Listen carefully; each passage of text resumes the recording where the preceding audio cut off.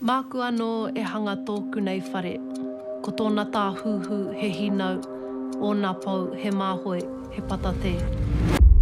The beautiful thing about this tongikura is that it's seeing a vision before it's come to life, like seeing it embodied. Ahakoa he tawhito tēnei kōrero nā kingi tāwhiao. E hāngai ana hoki ki e nei rangi.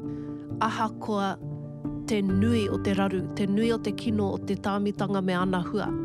Kei konei tonu tātou. Nā ka whakamahia ngā rauemi kei o tātou ringa. Pēnā i te paiāhua, te pukamata, te TikTok, ahara nei. He rauemi tēnei mea te social media. E whakamahia ana e ngai Māori kia hanga i tēnei whare. We're seeing so many Māori who are just living their life, but now putting it on social media. It makes people feel seen, makes people feel like they've got something to relate to, and I think it's a beautiful thing. Like, who knew that that was going to be such a powerful tool in our rebuilding?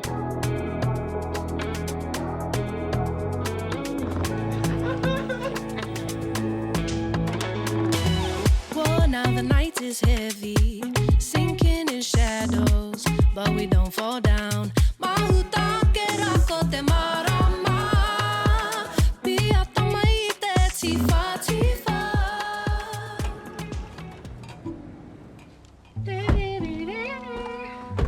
Nice car.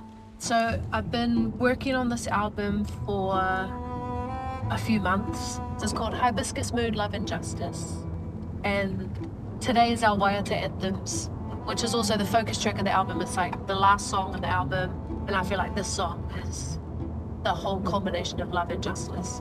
So it's been an incredible weekend. I tell you what though, all the visualizers and promo in 2 days. Hey, nothing's impossible. I reckon when we were writing and you brought that whakatauki, I was like, oh, yo, that feels like kotahitanga.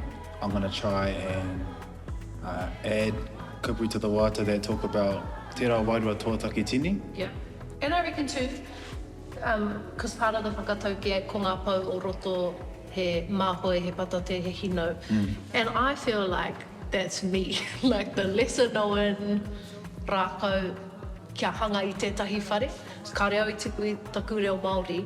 But when you look around now, like so many people, so many Māori, whatever space they are in their like reclamation hiding or whatever, whether they're just going home or just enrolled in level 1, I don't know, all of that, it contributes to tēnei whare, Yeah. that we're all kind of building. And I feel like even for Waiata Reo Māori, it wasn't like waiting until I was on mātanga to start writing, just using whatever we had. So it was a cool team. When people hear the project, I would love them, I think, to feel the encouragements that are in these waiata and that are in these visuals. I hope people feel empowered when they hear this particular waiata, Māku anō. Ki oku nei whakaaro, me nā katitiro ki te ao o te social media, he maha ngā momo Māori. He maha, he rereke ngā haerenga, he rereke ngā wheako. Nā ko te painga o tēnei, ka tāia e ngā rangatahi o enei rangi te whai hononga ki ngā Māori i runga i enei atamira. Toa kōwai o tino kaiwaiata Māori. Chase Woods. Yeah, Chase Woods. Anyone else? Stan Walker. Anyone else? You. Cool. Yeah. Oh, wow, me. Cool, I'm glad. He tino poho kererua hau me ki taku tuakiri Māori. I'm really proud to be Māori. He tino poho kereru koe ki tō Māoritanga? Yeah. Yeah. What do you love about being Māori? Singing.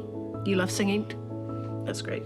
How much am I paying you to do this interview? $50. And what does $50 equal in fortnight dollars? 5,000 V-Bucks. Me.